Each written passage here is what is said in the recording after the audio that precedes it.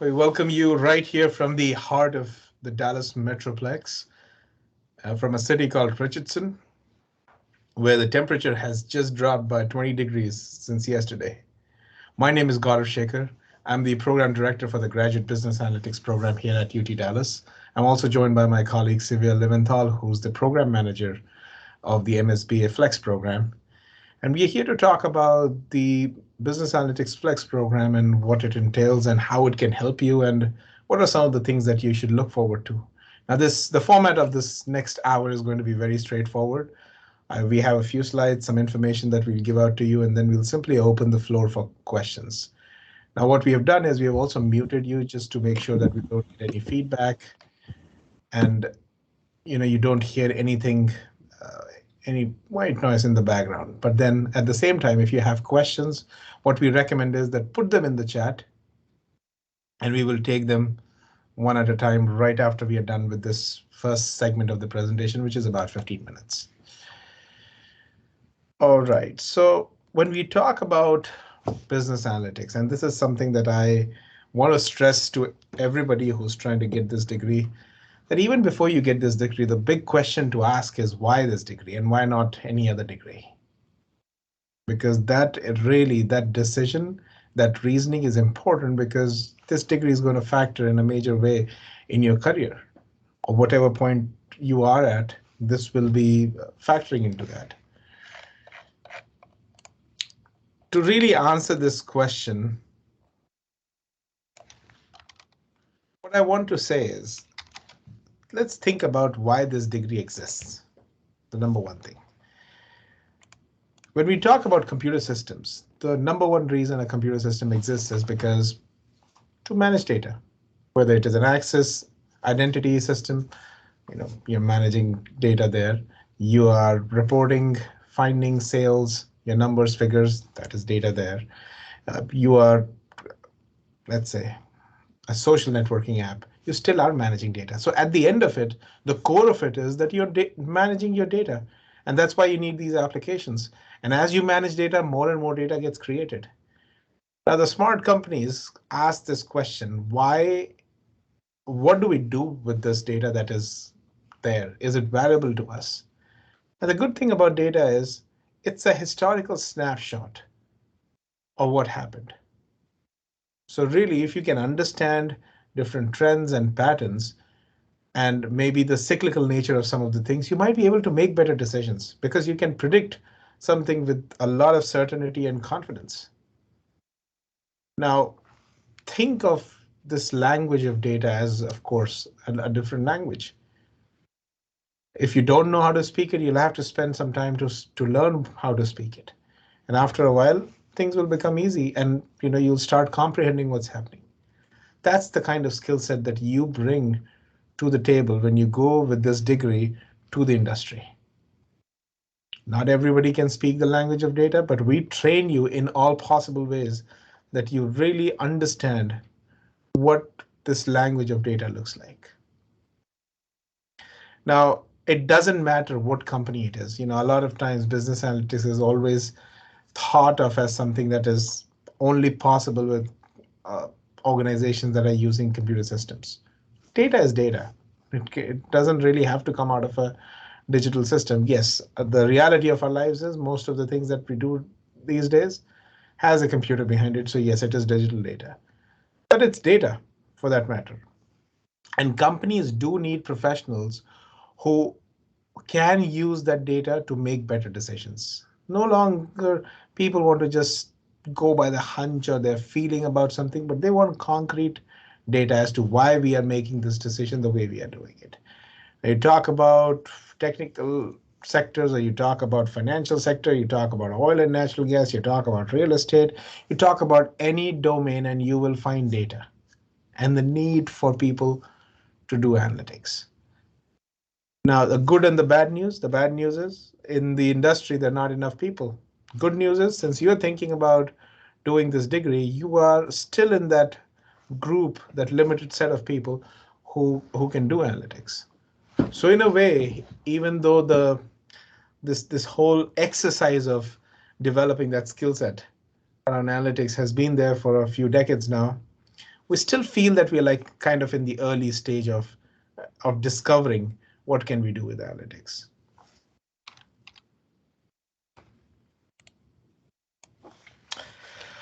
Our guiding theme is very straightforward, very flexible, which means you want to do this degree in 9 months, you can do this. 72 months is the max time. Most of the students do it in a 3 to 4 long semester, which is about 17 to 22 months. But you decide how many courses you want to take. You decide what order you want to take it in. You decide what course will help you in what way. We're here to guide you, of course, but that flexibility is with you. The choice is with you. Engagement is another thing. We definitely make sure that you have ample opportunities to engage. And why engagement is important is because that helps develop your personality, your persona, your you as a product who has such a specialized skill set, but at the same time, the way you were nurtured in the school helped you become what you are. You can be that student who goes to class, does assignments, and goes home. But we don't feel that that student really enjoys things. And at the same time, that's not the kind of student we would like to create, because there are several facets of your personality that are missing there.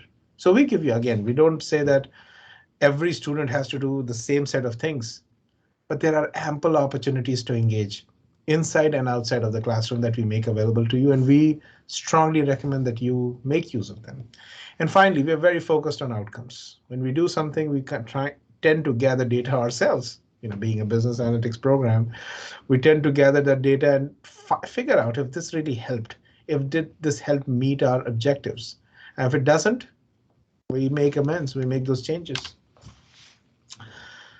It's a 36 credit hour program, STEM designated program, which means that if you go to companies that are looking for STEM degrees, you have an edge there. At the same time, if you're an international student, as of now, that extended period of OPT, optional practical training, that gives you additional time to work on your student visa is afforded to you through this program.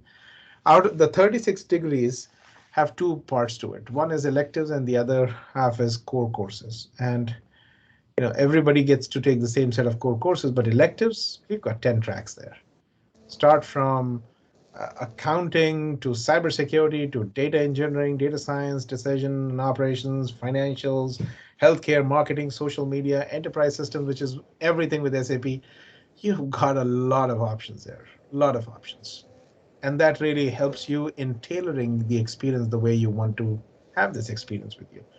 Now, we do have entry points throughout the year, all 3 semesters, fall, spring, and summer, when we let students come into the program. But whenever you want to decide you want to join this, we have the opportunity to do that.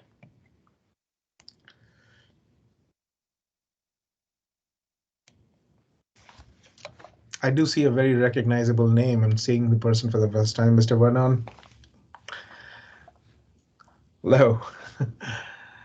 So apart from the flexibility, another thing that why UTD's MSB a program is because we are the largest in the country.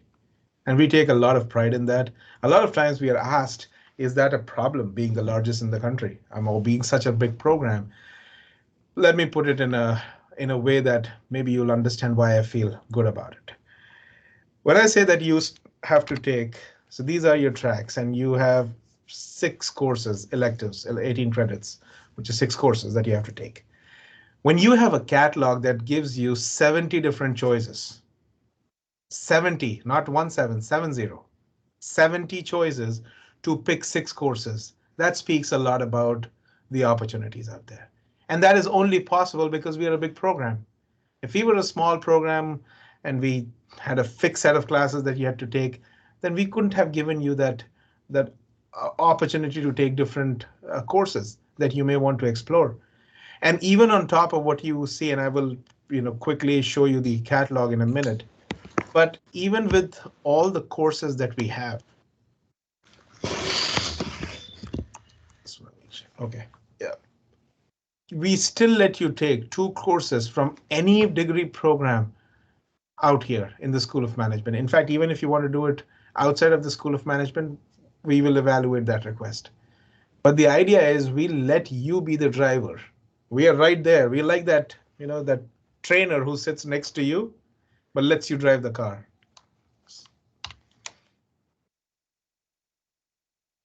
So largest in the country, despite big classes graduating, and we are seeing, we just graduated about 320 students in spring of 21. Come this fall, 81 students are graduating from the program. Despite the fact that we have big classes that we graduate, we still are hitting that periphery of 100K in terms of starting salaries. And this 100K includes first year compensation, any signing bonuses, any first year bonuses. But 100K is a very competitive and a very attractive number because, even if you come with no experience or maybe a couple of years of experience, you still are in that range. Of course, this is not the highest. Our highest is always somewhere between 250 to 300K per year. And that also takes into account things like, your previous experience maybe. We have partnerships with dozens of companies. And when I say partnership, the word is not like, oh, Mr. Company or Miss Company, I know you. Hello, hi, how are you? And we are done. No, these people are on our speed dials. And they keep us on their speed dial because when they have to come to the university to judge a competition, let's say, or they want to come and do a talk or hire students, sometimes hiring just happens over text messages. They're like, can you send us a resume book? And the link is sent. Or we need 5 students as interns, or we have these full-time positions. Do you have people? Do you have people is almost every time the answer is yes, because there are people looking for jobs, there are people looking for opportunities, and we have that available for our partners. Our partners not only just hire from us or they come and do all this judging and talking, but for their own companies, when they have products or they have research that they want to do, they collaborate on that as well. So it's a very symbiotic relationship where both of us, we grow as an entity, and wherever we can help them, we do. But the biggest beneficiary of this relationship will always be our students. There's a high return on investment. I proudly say that because UT Dallas as a whole in the state of Texas is ranked #1 in terms of return on investment. But our program, the MSBA program, is right there at the top. Most of the students, they take like 2 to 3 years to pay back a loan that they may have taken. The institutions give them anywhere from 7 to 12 years, and they don't take that much time to return back. Now, I'm not saying that they cut down on all their expenses and they don't have money to eat or place to live, and all they're doing is just paying back their loans. No, they're leading a comfortable life. If they have to support their family with money, they're doing that. They're able to pay back their loan as well very comfortably. Almost 600 internships, 500 to 600 internships are pursued every year. The averages have been about 24 years for several years now. Last summer, we did see a spike by $2, so it was about 26, and which is a trend that we are seeing, that as we are coming out of COVID and all, there are companies that are strong in terms of recruitment. There are 3 formats of the program, by the way. Apart from Flex, we also have cohort and online. Now, the Flex program has 10 tracks out there, available in both face-to-face and online modalities. I would say 85-15 is the ratio in terms of in-person and online classes. Cohort, on the same lines, has 2 of the 10 tracks, data science and accounting. Now, it's not like Flex doesn't have those tracks, but Cohort has. It's another program with the same tracks. There are different scholarship options available out there. Again, same face-to-face and online. But we have a data science, a business analytics program with focus on data science, which is completely online. Data science and data engineering. And we don't issue student visas for the 100% online program, but if you're a working professional and you would like to take that program, we have a 100% online program also available. GRE and GMAT waivers are available for spring of 22. So if you're still applying and you'd like to have that waiver, just send in your application and then send us an email, and we'll put you on the list for a waiver. But what we need from you, if you're applying to us, a GRE or GMAT, as I said, waivers are available, and you just need to email this email address, jsomgradvising@utdallas.edu, once your application is submitted. We need your transcripts. Unofficial would do for the decision purposes, but once the decision is in, you'll be asked to submit your official transcripts. Resume, your one letter of recommendation, which could be a former professor, it could be a colleague or manager, or somebody who has seen you work and can vouch for your abilities. And then a personal objective statement, which is like an essay. A page is enough. What we are looking for is why this degree, what brought you to this degree, and then how does it factor in your future plans. But feel free to express yourself. Internships, quickly looking at our last year's numbers here. We had about 500 of them pursued. But the best part that I like about this is look at the number of employers, 358 employers. That's a massive, massive number of employers. But our biggest, I would say, domain in which these internships happens to be internet IT companies. But if you look at it, it's about 25% of all the jobs. And what I want to say here is there are a variety of industries that need business analytics students. As I said, it's just phenomenal the way it is.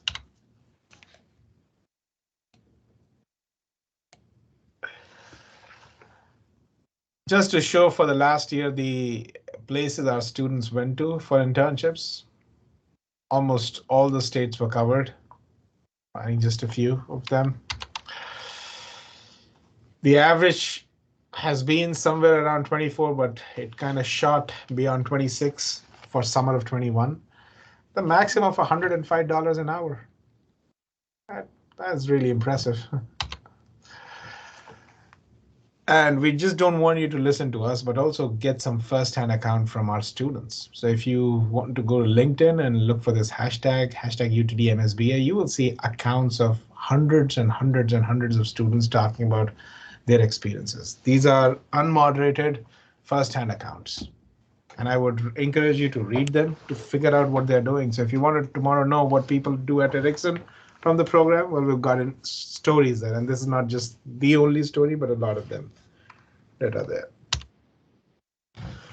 350 plus student organizations at UT Dallas, 70 plus in the School of Management, but the ones that I've listed here, not an exclusive list, but then most of the organizations where our students have their presence as leaders.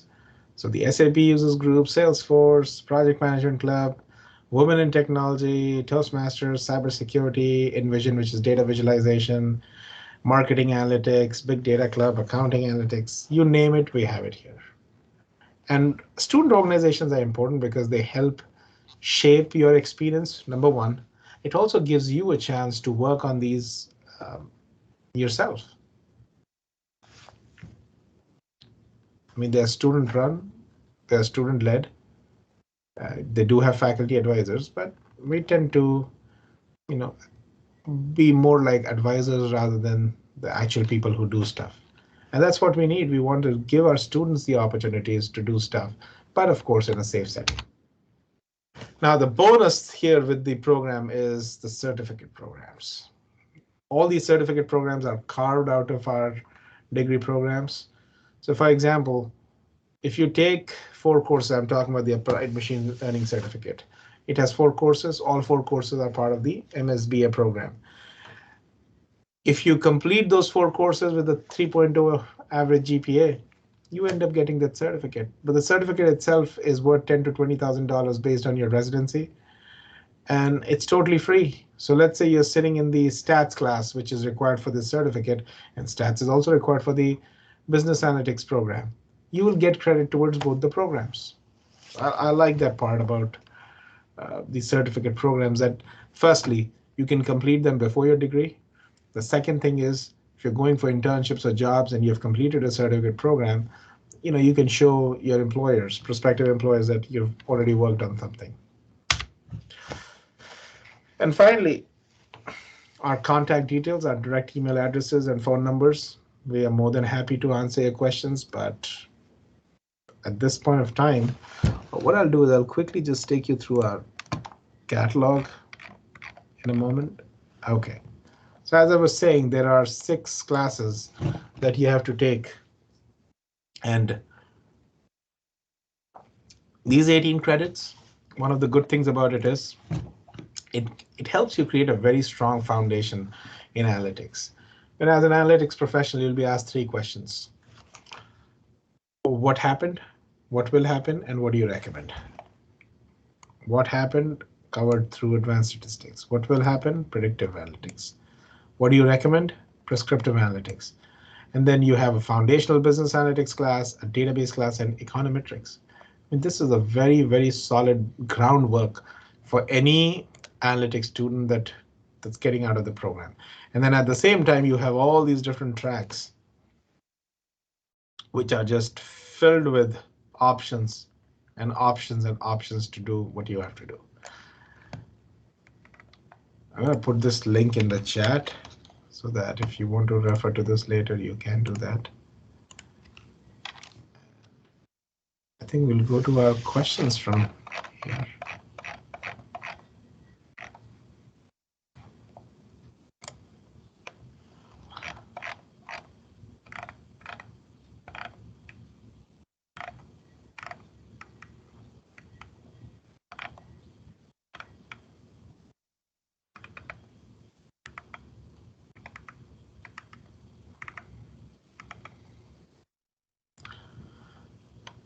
Okay. So I think Purvik's question is the first one. Okay, so what research opportunities are available in healthcare analytics, which are some organizations and healthcare analytics partner with? Great question. First of all, being in the UT system, our biggest partner is UT Southwestern. It's a top of the line institution in the country. And a lot of our courses that we teach it in partnership with not UT Southwestern. The other thing is some of our faculty are top-line researchers when it comes to healthcare informatics. And I would encourage that if you go and just type healthcare research on the Jindal website, you will find some thought articles there to just show you what kind of work our faculty is doing. At the same time, we have companies like UT Southwestern, Prime Healthcare. There are a lot of urgent care companies as well, a lot of hospital chains, Baylor and all. And then the fact that our students go and work with companies like, right down the street, we have a very great partner, Medi Analytics, that does only healthcare analytics for hospital chains. So we do have a lot of opportunities when it comes to healthcare informatics. In fact, we have a healthcare undergraduate and graduate degree program as well that brings in a lot of resources from the industry that our students can use. In fact, I teach a consulting class, and one of my project sponsors is Salesforce, and you will not think of healthcare when it comes to Salesforce immediately, but then my sponsor is the director of enterprise healthcare systems at Salesforce.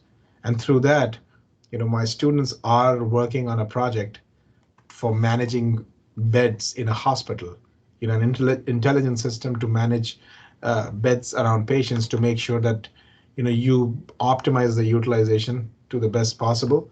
And they're using Salesforce to create that, but then they're getting so much exposure to how the healthcare field works. And there are, of course, research opportunities as well along with this project. So those kind of just an example of what kind of opportunities we have there. Is GRE waived for fall 22? Well, we are not giving out COVID waivers. There is no blanket waivers that we also give out. There are certain criteria, and I'll just pull that up in my screen to show you what those criteria look like. So if you go to the Jindal website and you go to admission, graduate admission,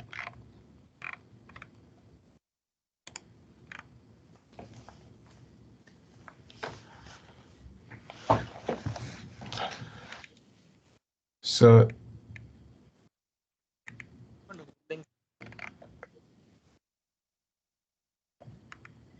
okay, if you've completed so a few criteria is right here. If you completed your undergrad from UT Dallas with a 3.5 GPA, there's an automatic waiver. If you completed it from an ASCSB institution, regardless of your major, a 3.6 will get you that. If you are already pursuing a graduate certificate in the School of Management and you get a 3.5 on that, that also qualifies for it. But let me put it this way. If you're looking for a scholarship, then you definitely would need a GRE or a GMAT. That's given.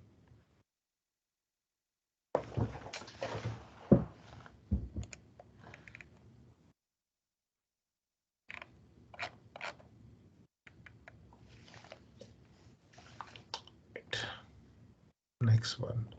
How much time does it take to get admission? Well, Monica, once your application is submitted, the official timeline is about 4 to 6 weeks. But I've seen our team really do a great job, and within 3 to 4 weeks, also they have been turning around the decision. Summer 22, no, there isn't, unless you qualify for some other criteria.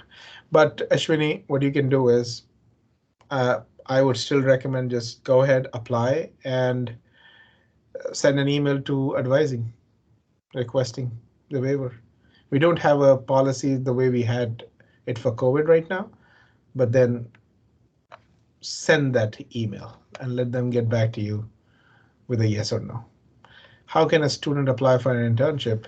Henry, again, there are multiple ways through which you can do that. One is, of course, our student, the Career Management Center, our Career Center, and the program also. We bring in a lot of companies, and there are opportunities for you to go and interview with them. But at the same time, getting an internship or a full-time job, it's more like a shared responsibility. So you also go ahead and you make sure that you are going and applying to these companies. Most of our students, we'd let them know about whenever there are openings available that we are made aware of, or if you find a job that is posted out there, you go and apply, and whether that interview happens on campus or that happens online or that it happens at the company's site, that's something that they will communicate with you. But it takes a few weeks to a few months before you really get into that stage where you're applying and you're getting responses and interviews, and then you just decide how to go about it. Submitted my application for Dean's Excellence Scholarship in October, but decision is still pending, whereas some of my colleagues have heard back up. This means my application is rejected. Well, so there are multiple ways through which our committee looks at this. One is, let's say that they're reviewing the pool, and if you made the cut and you got the scholarship, then you would be told about the scholarship. However, if you didn't get it, then they don't reject you outright. They put your name back in the pool for consideration for another round, which they will come back to in about 2 to 3 weeks again. And they keep on doing that until they exhaust all their possible chances. So I would say somewhere around the first or the second week of December, you will hear back from the committee as to what the status is for your application. And if you don't get it until then they will send you a reject. Ritika, how are internships offered? How is, for instance, through a specific platform? So again, Ritika, there are, as I said, there are multiple ways. There's no one way. A lot of times companies come in, they post on a portal called Handshake, on which we do also put all our on-campus jobs. So that's one way for students. The other is you go to each company's career section and you apply from there, or people do apply from LinkedIn, or if we get to know, like for example, our partners tell us, hey, we have a job open, this is the link, please share it with your students. We do that. Another way is we also send out our resume book to about 1,500 companies every semester. These are companies that have worked with us, hired with us. So we just send our resume book to them, and what they do is they go and reach out to students directly from the resume book. They will directly contact you on the email or call you and set up interviews and go from there. So there's not really one way of doing this per se, if I can put it in a way. How do you know what classes take to get the certification that you showed us? Well, Brady, the best way to do that is look at your catalog. When you go to the catalog, you see there are certificate programs. So let's take machine learning.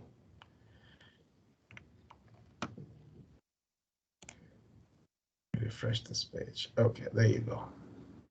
So my graduate certificate tells me that it's going to require these 4 classes.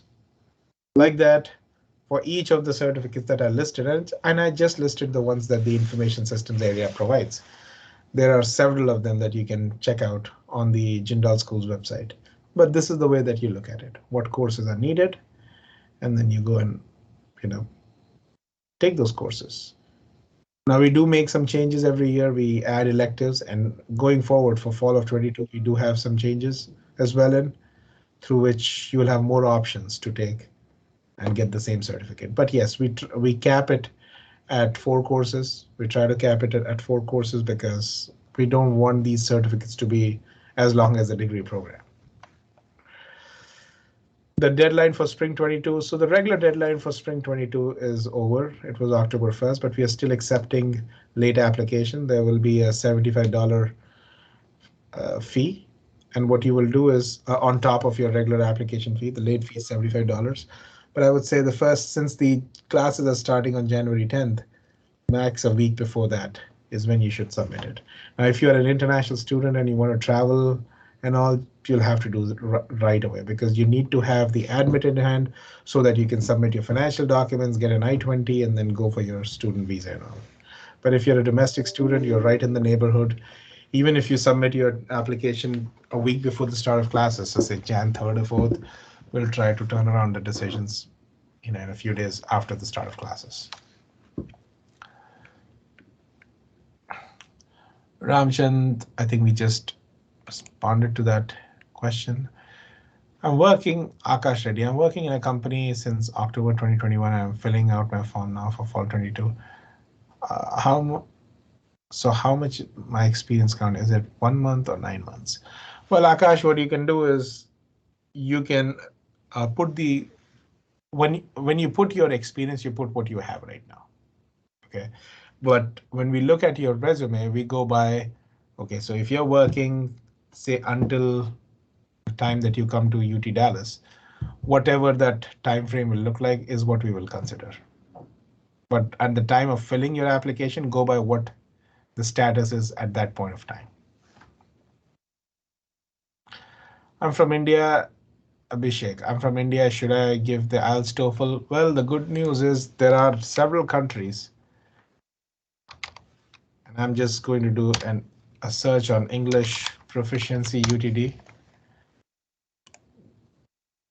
Oh, I'm sorry. So sorry. I thought I was sharing my screen. Okay.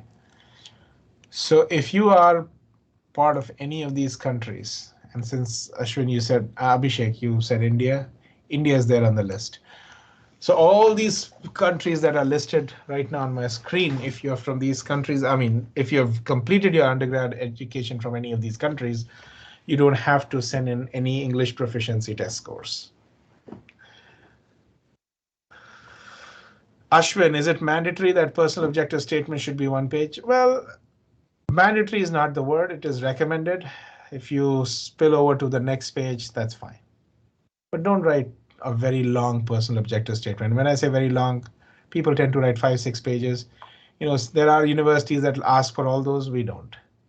In fact, short and succinct is good for us.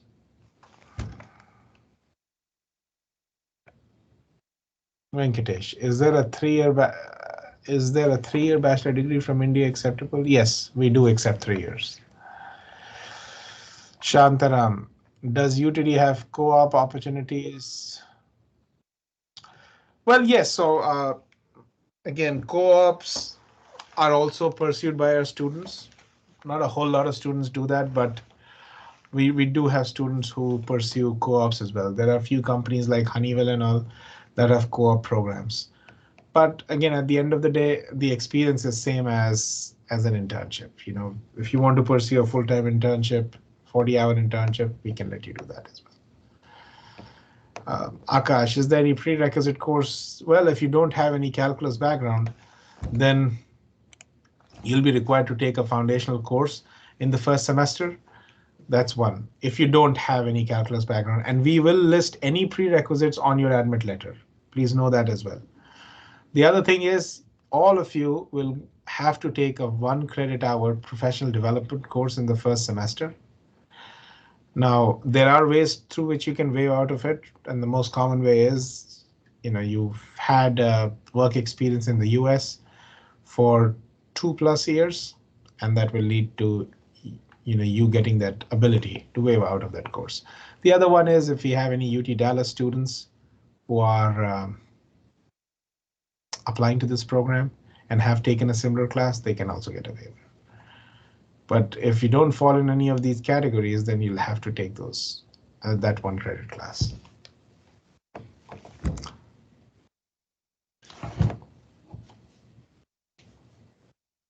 Ramchan, does having a 3-year bachelor's degree and no work experience? Not really.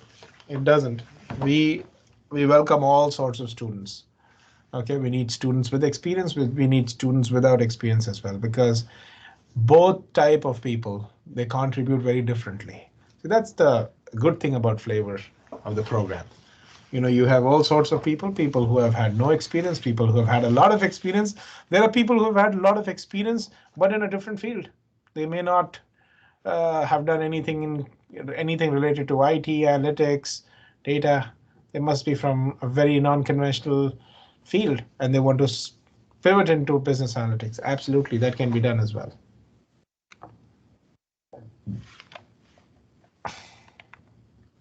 Okay. You're welcome, Purvik.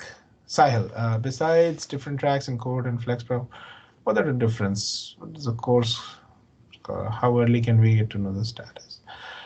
So, Sahil, if you have applied for the Dean's Excellence for Fall 22, generally they tell you within a few weeks if you make the cut. Our averages, so our GRE averages for admit, and these are average numbers. There's no low and high here. Is about 310, 312, and we always see our scholarships go beyond that. If you have a very stellar score, 330 plus, well, there is a probability that within a few weeks of you applying, and once the fall 22 scholarships are being evaluated, and generally we do start doing it around this time, you will be notified. But as I said, if you are put back into the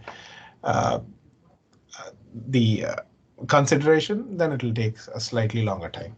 The other thing is talking about the number of courses in both the types of programs. So Flex definitely has 10 tracks. You have more options out there. Other thing with Flex is the tuition. So after 12 credits, there is no tuition. So let's say you take 5 classes and that's 15 credits. You pay for 12 credits. In the cohort program, well, you will have a fixed credit hour cost, and depending on the number of credits you're enrolling in, you get to pay for that. The other thing as well is that if you become a TA in the Flex program, or you get a scholarship in the Flex program, your tuition, if it is out of state, will convert into in-state, and that's like a 50% reduction right there. Hey, hi Gaurav. This is I'm sorry, I will have to mute you because we'll have to take it through your chat only. I'm sorry, because if we start the audio, there'll be a lot of questions that I'll miss out on. So please put your questions in the chat and I will take them by the end of this call. That just works out better. Thanks. Okay. Shiva, how much fee will we get for? Well, the favor is, as I said, $1,000 is what you get in the Dean's Excellence Scholarship. And then on top of it, if you have the out-of-state tuition, that becomes in-state. So when I say out-of-state versus in-state, the difference is almost 2 times what an in-state student pays and an out-of-state student pays. So that also helps there.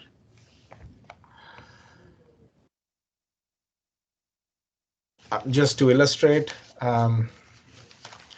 if you're taking 9 credits As a in-state student, you're paying about $8,000. As an out-of-state student, you're paying about $16,000 of tuition. Here first, must all the core courses be completed before any electives are taken? No, not really. You can take them as you want. The only thing you have to make sure is that you take, if there is a advanced course that you want to take and there is a prereq to that, you take the prereq first. Now there are some some courses that can be taken as a coreq, which is fine. You can take them simultaneously in a semester, but if you can just take care of your prereqs. So for example, big data is an advanced course, and the prereq is the database foundation course. So you'll have to make sure that you take the database foundation course in a semester prior to when you're taking big data. It is good to have the core classes done as soon as possible, but there is no hard and fast rule that says you have to do it first and then only move on to your electives. Kritika, do we need to apply for scholarships separately, or are we automatically considered by submitting an application? So there is an application for the Dean's Excellence Scholarship, Kritika, that you'll have to apply to. And it requires an essay. And do mention how this scholarship will help you. Just you know, the best way to put it is, don't say that, this will help me with my expenses. Why I say that is because think about it. Every scholarship helps you with your expenses. And the financial need sometimes is the common denominator for everybody. But if you get this scholarship, will this money help you with any kind of academic pursuits? Or how does it factor in the whole experience that you'll have as a student? Talk about that somewhere. And that can also help differentiate you from the rest. Henry, you are welcome. When will scholarships come for spring? Venkat, the committee is working on it. And they regularly work on it, and they reach out to students with the decisions. I think the max that they will wait on is until I think the second week of December. So around December 10th is when you will hear finally from them. Abhishek, I've answered that question. Ritika, you're welcome. Guest, I have given Duolingo exam and submitted the application in September last week. Still I didn't receive any update from this. Guest, I'm not sure which country you're from, but if you're on the list of the countries that I showed a few minutes ago, you really do not need to submit a Duolingo. Another thing is, anytime you have any admission related query, all you can do is just email admission. It's a singular word, admission@utdallas.edu.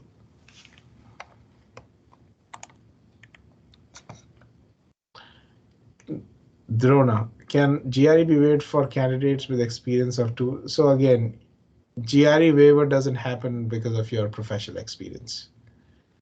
GRE waiver, if it is done and the way it has been done, even during the pandemic, was keeping in mind your undergraduate performance. Another thing is, we don't need professional experience, but if you have it, it's good.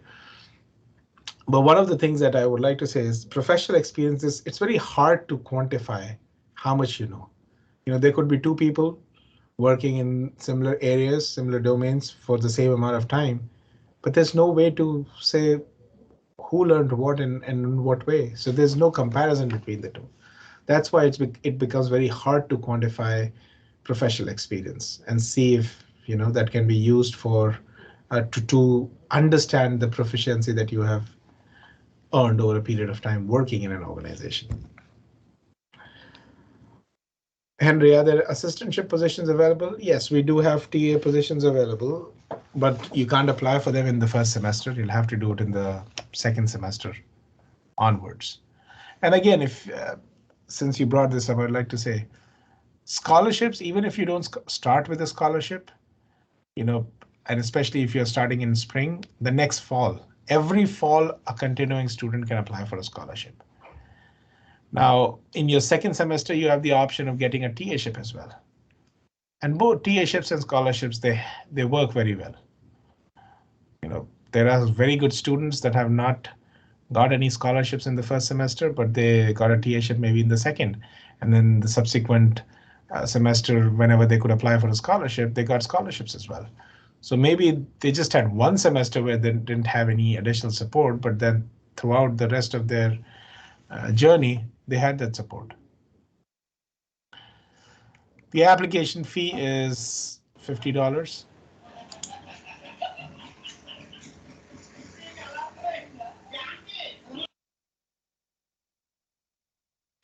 Do we need to send official GRE and TOEFL scores while applying? Well, if you want to be considered for a scholarship, we need the official scores. GRE definitely. If you are using your GRE scores, we will need that. But at the time of your application, even if you quickly send your unofficial scores, that is fine for us. At least we can get started. But yes, GRE officials are needed. Now, your official transcripts might not be needed until the decision is made. You can send us unofficial version, but the rest of them, please do report your official scores. And TOEFL, as I said, if you're part of those countries, you don't need to send it to us.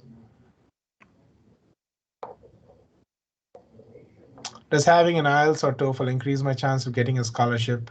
Well, again, the only reason why we use IELTS is to see how good you are with your English proficiency. That is it. What we definitely need is your GRE or GMAT. And the reason why we use that is because there has to be a way to benchmark all of you who come from different universities. And that's where a standardized test like GRE or GMAT helps us. But is it the only thing that we look at? No. We'll look at your scholarship essay. We'll look at your complete application package before we decide whether you should be getting a scholarship from us or not, or an admit from us or not. Approximately how many words should be the personal statement? Well, so it's double spaced, 11 point is about 600 to 800 words. That should be okay.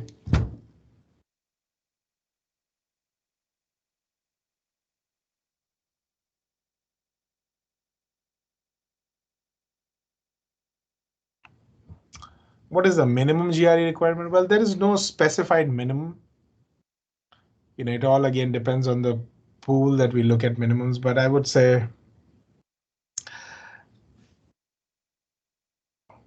if I have to look at a real minimum, and there's no minimum for us because you might have a low GRE score, let's say early 300s, but then you have an excellent profile and we would want you in the program. And there's also a possibility that, the only high thing on your profile is your GRE and everything else has been a problem with you. So a high GRE doesn't guarantee an admission. A low GRE or GMAT doesn't mean that, you cannot be admitted.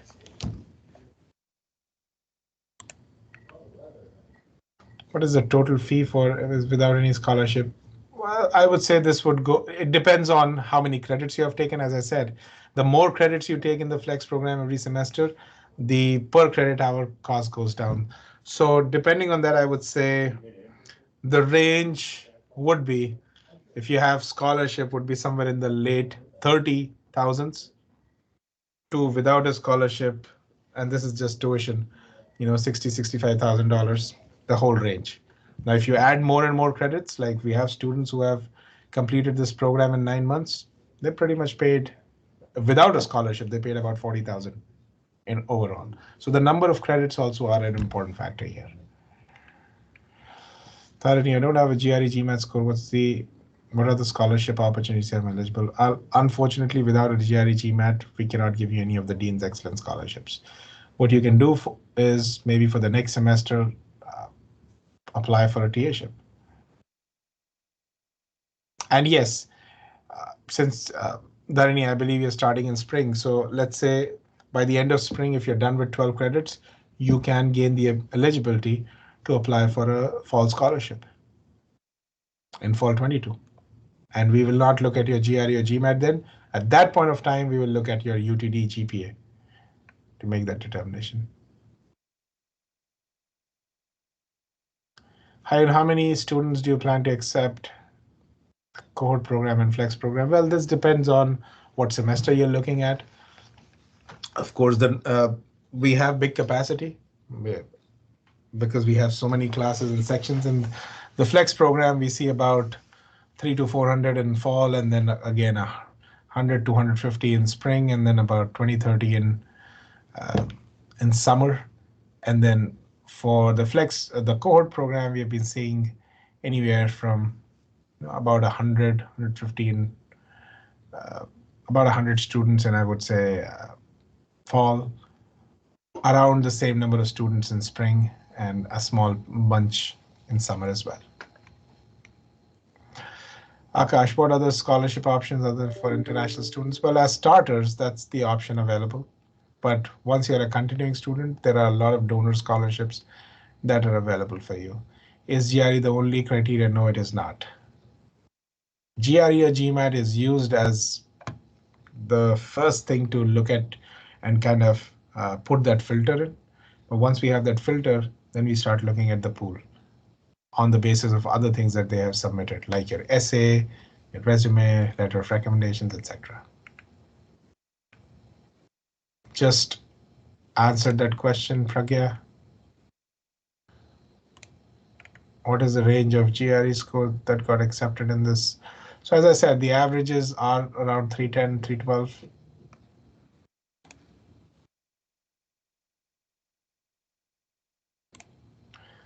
Truna, you're welcome. How much the I-20 amount, does it cover living expenses? Well, I-20 does cover your living expenses. So in the flex program, without scholarship, you need to show about $51,000. With scholarship, you need to show $36,000.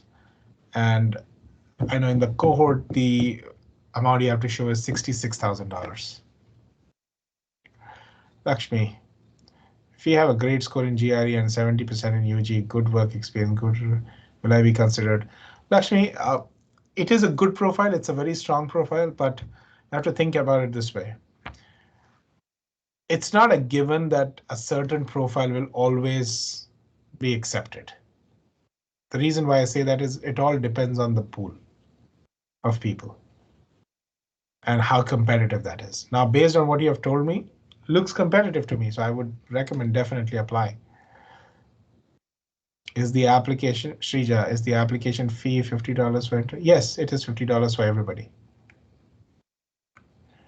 Abhishek, can unofficial GRE scores be considered? No, we need the official GRE scores by the deadline. For spring, the deadline is December 1st. For fall, the deadline is May 1st. And the official score should have reached the school. Not that you have reported it, it should have reached the school by these dates. I'd also like to know what sort of pre-skills you expect in data science. Well, what I would recommend is start some foundational courses around R, Python, some database language, and get some comfort with it. Comfort with the basics, because if you have that comfort, especially with courses like, languages like R and all, that basic comfort will help you a lot in the classes.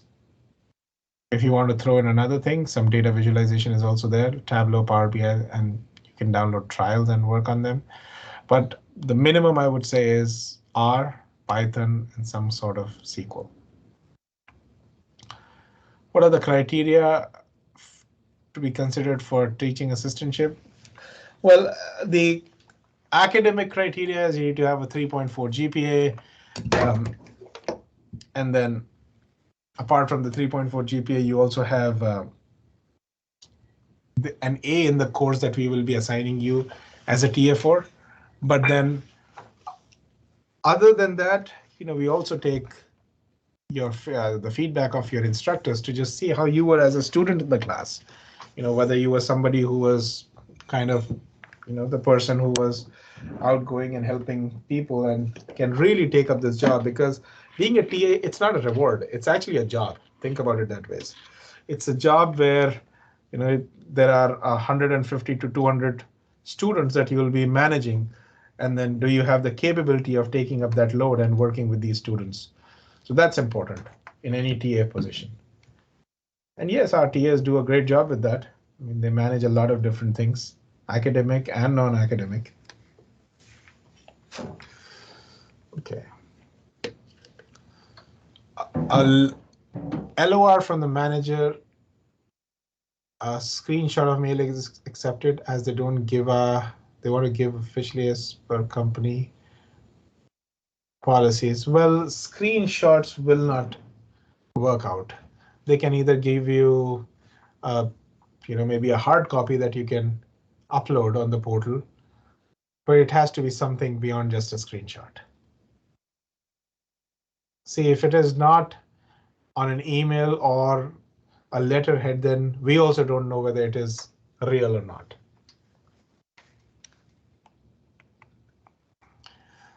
Is GRE from home accepted? Yeah, we don't care what kind of GRE you're writing until the time it's GRE.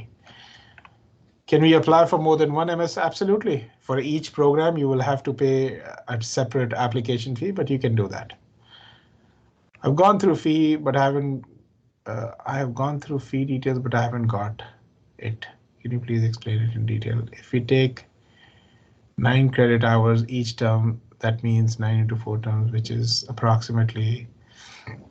Revant, it is approximately. Approximately, I would say it's about 60,000. That's a good way to look at it. And I would always recommend students to inflate their estimation rather than be conservative about it, because you want to be prepared for a bigger number, end up spending less, as opposed to be prepared for a lesser number and end up spending more. But as I said, if you go with more credits, your per credit hour rate goes down in the flex program and you end up saving money. Can I do an on-campus job anywhere in UTD, or am I restricted only to JSOM? Oh, on-campus job anywhere. We don't care till the time it's at UTD. Yeah.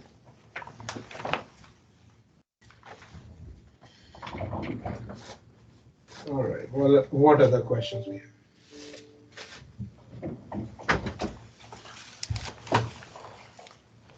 Can you please repeat the personal statement format? It's just if you go to our applications page, it is a one-page document, double-spaced is all we need.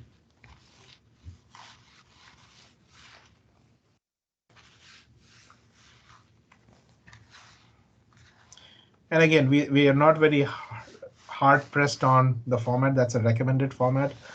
But let's say your format slightly varies. That's also fine for us. Thank you, Sylvia, for posting that link. Anything about, okay, what documents I need, where do I need to send my official documents, etc., etc. All of that information can be found here. Can I apply for a semester twice, given I was rejected once? Well, if nothing has changed in your application, then, well, if nothing has changed in your application, the results will not change. Can one get an application? I believe you're asking for fee waiver. We don't give out fee waivers. Okay, well, that was the last question out there. Well, thank you, everybody, for joining us, and we are at the top of the hour as well. So the recording for this session will be sent out to everybody who was registered.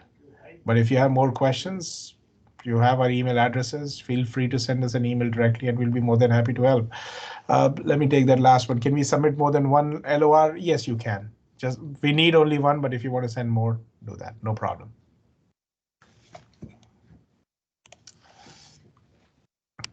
On that note, have a good one, everybody, and we hope to see you at UT Dallas. And it's Thanksgiving next week, so a happy Thanksgiving right here from Richardson to everybody out there, to you, to your families, and have a nice break if you're celebrating that with your families. All right, we will all talk to you soon. Thank you.